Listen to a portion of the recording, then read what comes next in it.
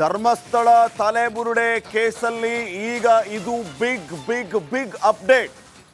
ಈ ತಲೆಬುರುಡೆ ಕೇಸ್ನ ವಿಚಾರಕ್ಕೆ ಸಂಬಂಧಪಟ್ಟಂತೆ ಈಗಾಗಲೇ ನಾನಾ ರೀತಿಯ ಚರ್ಚೆಗಳಾಗ್ತಾ ಇದೆ.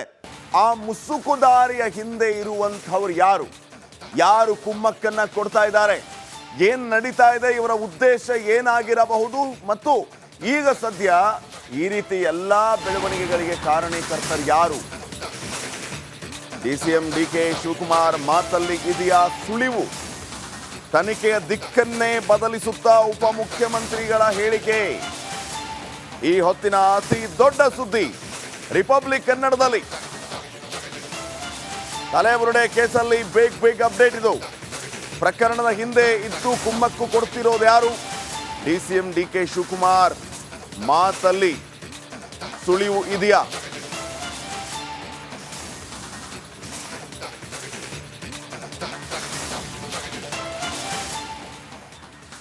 ಧರ್ಮಸ್ಥಳ ಕೇಸ್ನ ವಿಚಾರಕ್ಕೆ ಸಂಬಂಧಪಟ್ಟಂತೆ ಒಂದು big update. DCM DK Shivakumar ಸಿಡಿಸಿದಂತಹ ಬಾಂಬ್, ಆ ಒಂದು ಮಾತು ಈಗ ಹಲವು ಸುಳಿವುಗಳಿಗೆ ಕಾರಣ ಆಗ್ತಾ ಇದೆ. ಯಾರು ಕುಮ್ಮಕ್ಕನ್ನ ಕೊಡ್ತಾ ಇದ್ದಾರೆ, ಯಾರು ಏನೆಲ್ಲ ಮಾತಾಡಿದ್ದಾರೆ, ಬಹಳ ಮುಖ್ಯವಾದಂತಹ ವಿಚಾರ. ಅದು ಉಪಮುಖ್ಯಮಂತ್ರಿಗಳು ಮಾತಾಡಿರುವಂತದ್ದು. ನೋಡಿ, ಅವ್ರು ಏನ್ ಹೇಳ್ತಾರೆ, ಧರ್ಮಸ್ಥಳ ಕೇಸ್ಗೆ ಯಾರೋ ಒಬ್ಬ ಕುಮ್ಮಕ್ಕು ಕೊಡ್ತಾ ಇದ್ದಾನೆ, ಆತ ಸಿಎಂನೇ ಕೊಲೆಗಾರ ಅಂತಿದ್ದಾರೆ. ನಿಮಗೆ ಗೊತ್ತಾ ಅದು? ಡಿಸಿಎಂ ಡಿಕೆ ಶಿವಕುಮಾರ್ ಪ್ರತಿಕ್ರಿಯೆ ಮೇಲೆ ಭಾರಿ ಕುತೂಹಲ. ಇದರ ಹಿನ್ನೆಲೆಯಲ್ಲಿ ಇರೋನು ಸಿಎಂ ಕೊಲೆಗಾರ ಅಂದಿದ್ದಾನೆ. ಅವನು ಯಾರೋ ಒಬ್ಬ ಹಿನ್ನೆಲೆಯಲ್ಲಿ ಇದ್ದಾನೆ. ಇದಕ್ಕೆ ಆ ವ್ಯಕ್ತಿ ಹೇಳಿದ ಮಾಹಿತಿ ನಮ್ಮ ಹತ್ರ ಇದೆ. ಡಿಕೆ ಶಿವಕುಮಾರ್ ಅವರು ಹೇಳಿರುವಂಥದ್ದು, ಧರ್ಮಸ್ಥಳ ಕೇಸ್ಗೆ ಯಾರೋ ಒಬ್ಬ ಕುಮ್ಮಕ್ಕು ಕೊಡ್ತಿದ್ದಾರೆ, ಆತ ಸಿಎಂನೇ ಕೊಲೆಗಾರ ಅಂದಿದ್ದಾರೆ. ಸಿಎಂನ ಕೊಲೆಗಾರ ಅಂದಿರೋರು ಯಾರು? ಸೋಷಿಯಲ್ ಮೀಡಿಯಾದಲ್ಲಿ ಆ ರೀತಿ ಮಾತಾಡಿರುವಂಥ ಕ್ಲಿಪ್ಗಳು ಕೂಡ ಓಡಾಡ್ತಾ ಇದೆ. ಅದ್ರ ಬಗ್ಗೆ ಡಿ ಕೆ ಶಿವಕುಮಾರ್ ಮಾತಾಡಿದ್ದಾರೆ, ನೋಡಿ, ಕೇಳಿಸ್ಕೊಳ್ಳಿ. ಈಗ ಅದಕ್ಕೆ ಯಾರೊಬ್ಬ ಕುಮ್ಮಕ್ಕು ಕೊಡ್ತಾ ಇದ್ದಾರೆ, ಸಿಎಂನೇ ಕೊಲೆಗಾರ ಅಂತ ಹೇಳಿದ್ದಾನೆ. ಗೊತ್ತಿದೆಯಾ ನಿಮ್ಗದು? ನೀವು ಯಾರು ಅದನ್ನು ಹಾಕಿಲ್ಲ ನೀವು? ಅವನು ಯಾರೋ ಒಬ್ಬ ಹಿನ್ನೆಲೆಯಲ್ಲಿ ಯಾರೊಬ್ಬ ಇದ್ದಾನೆ, ಇದಕ್ಕೆ ಅವನು ಸಿಎಂఏ ಕೊಲೆಗಾರ ಅಂತ ಹೇಳಿದ್ದಾನೆ. ಅದೆಲ್ಲ ನಮ್ಮ ಹತ್ರ ಮಾಹಿತಿ ಇದೆ. ಸೊ ಏನು ಬೇಕೋ ನಾವು ಕ್ರಮ ಕೈಗೊಳ್ತೀವಿ ನಾವು. ಅದನ್ನು ನಾನು I don't want to interfere at anything. ನನಗೆ ಅವ್ರು ಯಾರು ಪೊಲೀಸವ್ರು ಮಾಡ್ತವ್ರೆ ನನಗೂ ಗೊತ್ತಿಲ್ಲ, ಏನು ಗೊತ್ತಿಲ್ಲ, ನಾನು ತಲೆ ಕೆಡ್ಸ್ಕೊಳಕ್ಕೆ ಹೋಗೋದಿಲ್ಲ. ಹೋಮ್ ಮಿನಿಸ್ಟರ್ ಇದ್ದಾರೆ, they will deal with it. ಈಗ ಅದಕ್ಕೆ ಯಾರೊಬ್ಬ ಕುಮ್ಮಕ್ಕು ಕೊಡ್ತಾ ಇದ್ದಾರೆ, ಸಿಎಂನೇ ಕೊಲೆಗಾರ ಅಂತ ಹೇಳಿದ್ದಾನೆ. ಗೊತ್ತಿದೆಯಾ ನಿಮ್ಗದು? ಡಿಸಿಎಂ ಡಿಕೆ ಶಿವಕುಮಾರ್ ಹೇಳಿದಂತಹ ಆ ಕುಮ್ಮಕ್ಕಿನ ವ್ಯಕ್ತಿ ಯಾರು? ಈ ರೀತಿ ಕುಮ್ಮಕ್ಕು ಕೊಡ್ತಾ ಇರುವಂತಹ ವ್ಯಕ್ತಿಗೆ ಕಾದಿದೆಯಾ ಕಠಿಣ ಶಿಕ್ಷೆ? ಕ್ರಮ ತೆಗೆದುಕೊಳ್ಳೋದಕ್ಕೆ ಸರ್ಕಾರ ಮುಂದಾಗುತ್ತಾ? ಇವರ ಉದ್ದೇಶ ಏನಾಗಿದೆ? ಯಾಕೆ ಈ ರೀತಿ ಮಾಡ್ತಾ ಇದ್ದಾರೆ? ಮುಖ್ಯಮಂತ್ರಿಗಳು ಹೇಳ್ತಾ ಇದ್ದಂತ, ಉಪಮುಖ್ಯಮಂತ್ರಿಗಳು ಹೇಳ್ತಾ ಇದ್ದಂತಹ ವಿಚಾರವನ್ನ ತಾವು ಗಮನಿಸ್ತಾ ಇದ್ರಿ. ಸೊ ಈ ರೀತಿ ಅಪಪ್ರಚಾರ ಮಾಡಿದವರಿಗೆ, ಯಾರದ್ದೋ ವ್ಯಕ್ತಿಯ ಹೆಗಲ ಮೇಲೆ ಬಂದೂಕಿಟ್ಟು ಗುಂಡು ಹೊಡಿತಾ ಇರುವಂತ ವ್ಯಕ್ತಿಗೆ ಕಾದಿದೆಯಾ ಶಿಕ್ಷೆ?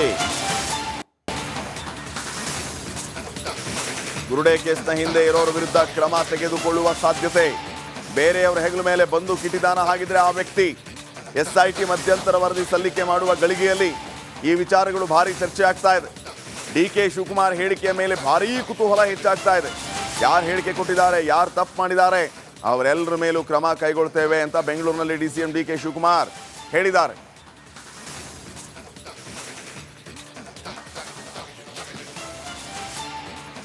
ಇನ್ನಷ್ಟು ಮಾಹಿತಿಯನ್ನು ನೀಡ್ತಾರೆ ಪ್ರತಿನಿಧಿ ಅಭಿಷೇಕ್. ಈಗ ನೇರ ಸಂಪರ್ಕದಲ್ಲಿ ಜಾಯ್ನ್ ಆಗಿದ್ದಾರೆ. ಅಭಿಷೇಕ್, ಡಿಸಿಎಂ ಡಿಕೆ ಶಿವಕುಮಾರ್ ಅವರ ಮಾತನ್ನ ಗಮನಿಸ್ತಾ ಇದ್ದೀವಿ ಧರ್ಮಸ್ಥಳದ ವಿಚಾರದಲ್ಲಿ. ಮೊನ್ನೆ ಅಷ್ಟೇ ಇದೊಂದು ಷಡ್ಯಂತ್ರ, ಸತ್ಯ ಆಚೆ ಬರುತ್ತೆ, ಯಾರು ಕುತಂತ್ರ ಮಾಡ್ತಾ ಇದ್ದಾರೆ ಅಂತವ್ರ ವಿರುದ್ಧ ಕ್ರಮ ತೆಗೆದುಕೊಳ್ಳಾಗುತ್ತೆ, ಅಪಪ್ರಚಾರ ಮಾಡೋರ ವಿರುದ್ಧನೂ ಅಂತ ಹೇಳಿದ್ರು. ಇವತ್ತು ಮುಂದುವರೆದ ಭಾಗವಾಗಿ ಇದರ ಹಿಂದೆ ಕುಮ್ಮಕ್ಕು ಕೊಡುವಂಥ ಒಬ್ಬ ವ್ಯಕ್ತಿ ಇದ್ದಾನೆ, ಆತ ಸಿಎಂನೇ ಕೊಲೆಗಾರ ಅಂದಿದ್ದಾನೆ, ಗೊತ್ತಾ ನಿಮಗೆ ಅನ್ನುವಂಥ ಮಾತನ್ನು ಹೇಳುವ ಮೂಲಕ ಸುಳಿವನ್ನು ಬಿಟ್ಟುಕೊಟ್ರ. ಈ ಎಲ್ಲ ಬೆಳವಣಿಗೆ ಹಿಂದೆ ಯಾರು ಆ ವ್ಯಕ್ತಿ ಅನ್ನೋದ್ರ ಬಗ್ಗೆ ಅವರು ಮಾತನ್ನ ಆಡಿದ್ರ ಅಂತ ಅನೇಕ ವಿಚಾರಗಳು ಈಗ ಮುನ್ನೆಲೆಗೆ ಬರ್ತಾ ಇರೋದು. ಇದನ್ನು ಯಾವ ರೀತಿ ನೋಡ್ತೀರಿ ನೀವು? ಡಿಸಿಎಂ ಮಾತಿನ ಮರ್ಮ ಏನು?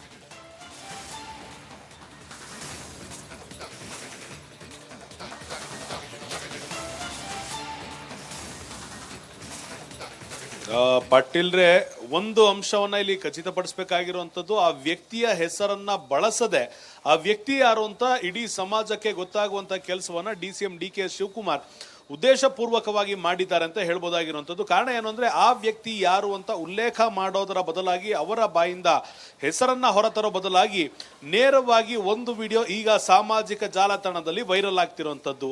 ಅಲ್ಲಿರುವಂತ ವ್ಯಕ್ತಿ CM ರವರೇ 24 ಕೊಲೆಗಳನ್ನ ಮಾಡಿದ್ದಾರೆ ಅನ್ನೊಂದು ವಿಡಿಯೋ.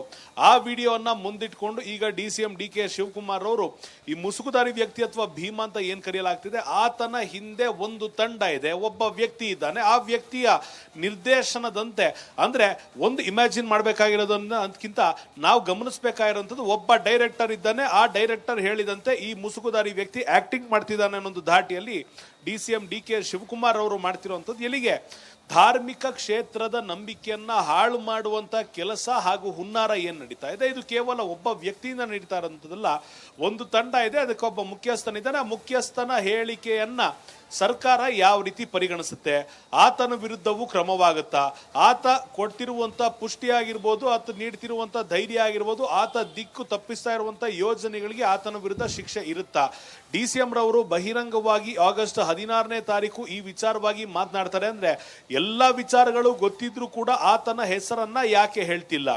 ಒಂದು ವೇಳೆ ಆತನ ಹೆಸರನ್ನ ಹೇಳಿದ್ರೆ ಈ ಪ್ರಕರಣದಲ್ಲಿ DCMಗೂ ಕೂಡ ಮಾಹಿತಿ ಇದೆ ಅನ್ನೋ ಒಂದು ವಿಚಾರವಾಗಿ SIT ಇವರನ್ನೂ ಕೂಡ ಪ್ರಶ್ನೆ ಮಾಡುತ್ತಾ ನಾನಾ ಆಯಾಮಗಳಲ್ಲಿ ಯೋಚನೆ ಮಾಡಬೇಕಾಗತ್ತೆ. ಆದ್ರೆ ಖಂಡಿತವಾಗಿಯೂ DCM DK ಶಿವಕುಮಾರ್ ಅವರಿಗೆ ವಿಚಾರ ಗೊತ್ತಿದೆ.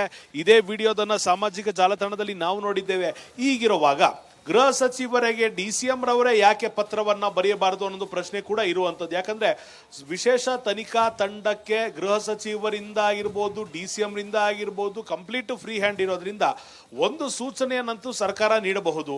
ಈ ಒಂದು ಪಿತೂರಿಯ ಹಿಂದೆ ಒಬ್ಬ ವ್ಯಕ್ತಿ ಇದ್ದಾನೆ, ಆ ವ್ಯಕ್ತಿ ಯಾರು ಅಂತ ನಮಗೆ ಈಗಾಗಲೇ ಗೊತ್ತಿದೆ, ಆತನನ್ನ ವಶಕ್ಕೆ ಪಡೆದು ವಿಚಾರಣೆಗೆ ಒಳಪಡಿಸಿ ಅಂತ DCM ರವರು ಕೂಡ ವಿಶೇಷ ತನಿಖಾ ತಂಡಕ್ಕೆ ಹೇಳ್ಬೋದು, ಗೃಹ ಸಚಿವರು ಕೂಡ ಹೇಳ್ಬೋದು. ನಡೀತಾ ಇರುವಂತದ್ದು ಅವ್ರದೇ ಕ್ಯಾಬಿನೆಟ್ ಆಗಿರೋದ್ರಿಂದ ಸೂಚನೆಯನ್ನ ನೀಡೋದಕ್ಕೆ ಯಾಕೆ ಆಗಿಲ್ಲ? ಅಥವಾ ಇದರಲ್ಲಿ DK ಶಿವಕುಮಾರ್ ಅವರು ಹೇಳಿದಂತೆ ಬೇರೆ ಬೇರೆ ಪಕ್ಷಗಳು ರಾಜಕೀಯವನ್ನ ಮಾಡ್ತಿರೋದ್ರಿಂದ ಇವರು ಕೂಡ ರಾಜಕೀಯವನ್ನ ಮಾಡ್ತಿದ್ದಾರೆ. ಇಂಥ ಅನೇಕ ಆಯಾಮಗಳಲ್ಲಿ ಯೋಚನೆ ಮಾಡಬೇಕಾಗತ್ತೆ. ಆದ್ರೆ ಖಂಡಿತವಾಗಿಯೂ ಈ ಒಂದು ವಿಡಿಯೋವನ್ನ ನೋಡಿದಾಗ ಆ ವ್ಯಕ್ತಿ ಯಾರು ಅಂತ ಪ್ರತಿಯೊಬ್ಬರಿಗೂ ಗೊತ್ತಿದ್ರು ಕೂಡ, DCM ರವ್ರಿಗೂ ಗೊತ್ತಿದ್ರು ಕೂಡ ಆ ಹೆಸರನ್ನ ಬಳಸದೆ ಇರುವಂತ ಉದ್ದೇಶ ಏನು ಅನ್ನೋದನ್ನ ಸ್ವತಃ ಅವರು ಸ್ಪಷ್ಟೀಕರಣ ನೀಡಬೇಕಾಗತ್ತೆ. ಆದ್ರೆ ಖಂಡಿತವಾಗಿಯೂ ಈ ಒಂದು ದಿಕ್ಕನ್ನ ತಪ್ಪಿಸುತ್ತಿರುವಂತ ಯೋಜನೆ ನಿಜವಾದಲ್ಲಿ ಆ ವ್ಯಕ್ತಿಯ ವಿರುದ್ಧವೂ ಕೂಡ ಕಾನೂನಿನಾತ್ಮಕವಾದಂತಹ ಶಿಕ್ಷೆ ಅಥವಾ ಗುರಿಯಾಗಿಸಿಕೊಂಡು ಅವರ ವಿರುದ್ಧ ಕೂಡ ಕ್ರಮ ಜರುಗಿಸುವಂತಹ ಸಾಧ್ಯತೆಯನ್ನು ನಾವು ಈ ಸದ್ಯದ ಮಟ್ಟಿಗೆ ನೋಡಬಹುದಾಗಿರುವಂತದ್ದು. ಪಾಟೀಲ್ರೆ, ಅಭಿಷೇಕಿನ ಇವತ್ತಿನ ವಿಧಾನಮಂಡಲ ಅಧಿವೇಶನದಲ್ಲಿ ಧರ್ಮಸ್ಥಳದ ದಂಗಲ್ ಪ್ರಸ್ತಾಪ ಆಗುತ್ತಾ? ಧರ್ಮಸ್ಥಳದ ವಿಚಾರವಾಗಿ ಸರ್ಕಾರ ಮೌನ ಮುರಿಯುತ್ತಾ ಅನ್ನುವಂತಹ ಪ್ರಶ್ನೆ ಇದೆ. ಧರ್ಮಸ್ಥಳದ ವಿಚಾರವೇ ಇವತ್ತು ಅನೇಕ ರೀತಿಯ ಬೆಳವಣಿಗೆಗಳಿಗೆ ಕಾರಣ ಆಗಬಹುದಾ ಕಲಾಪದಲ್ಲಿ?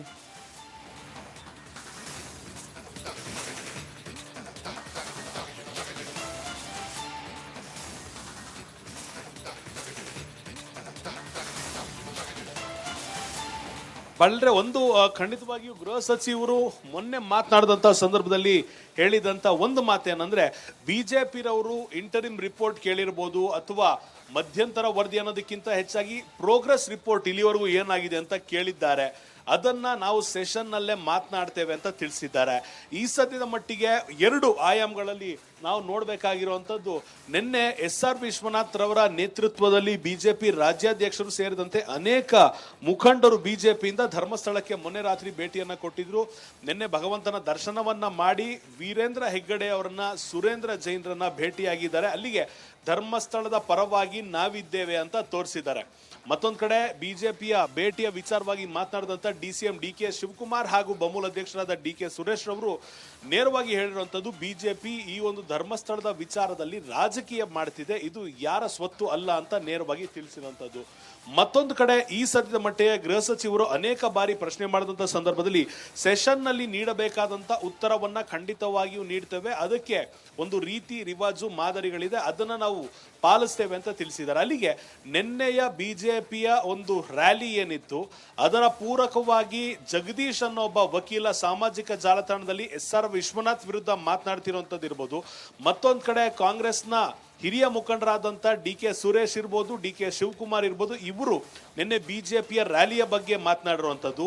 ಇವಿಷ್ಟರ ಜೊತೆಗೆ SITಯ ತನಿಖೆಯ ಪ್ರಗತಿಯ ವಿಚಾರವಾಗಿ ಬಿಜೆಪಿ ಪ್ರಶ್ನೆ ಮಾಡಿದಂಥ ಸಂದರ್ಭದಲ್ಲಿ ಇಂಟರಿಮ್ ರಿಪೋರ್ಟ್ ಕೊಟ್ಟಂತ ಸಂದರ್ಭದಲ್ಲಿ ಕೊಡದೇ ಇದ್ದರೆ ಎರಡೂ ಸಾಧ್ಯತೆಗಳನ್ನು ನಾವು ನೋಡ್ತಾ ಇರೋದು. ಖಂಡಿತವಾಗಿಯೂ ಇವತ್ತು ಧರ್ಮಸ್ಥಳದ ವಿಚಾರದಲ್ಲಿ ಯಾವ ನಿಲುವನ್ನ ಸರ್ಕಾರ ತೆಗೆದುಕೊಳ್ಳುತ್ತೆ, ಯಾವ ಹೇಳಿಕೆಯನ್ನ ನೀಡುತ್ತೆ, ಯಾವ ರೀತಿ SITಯನ್ನ ಸಮರ್ಥನೆ ಮಾಡಿಕೊಳ್ಳುತ್ತೆ ಅಥವಾ ವಿರುದ್ಧ ತಂಡ ಅಂದ್ರೆ ಧರ್ಮಸ್ಥಳದ ವಿರುದ್ಧ ಇರುವ ತಂಡವನ್ನ ಯಾವ ರೀತಿ ಇವರು ನಿಭಾಯಿಸ್ತಾರೆ, ಇಂಥ ಅನೇಕ ವಿಚಾರಗಳು ಇವತ್ತು ಅಸೆಂಬ್ಲಿಯಲ್ಲಿ ಚರ್ಚೆ ಆಗುವಂತ ಸಾಧ್ಯತೆ ಇರೋದ್ರಿಂದ ಒಂದಿಷ್ಟು ಹೀಟೆಡ್ ಮೊಮೆಂಟ್ಸ್ ಅನ್ನ ನಾವು ನೋಡುವಂತ ನಿರೀಕ್ಷೆ ಇರುವಂತದ್ದು ಈ ಸದ್ ಮಟ್ಟಿಗೆ. ಪಾಟೀಲ್ರೆ, ಓಕೆ, ಥ್ಯಾಂಕ್ ಯು ಅಭಿಷೇಕ್ ಮಾಹಿತಿಗಾಗಿ.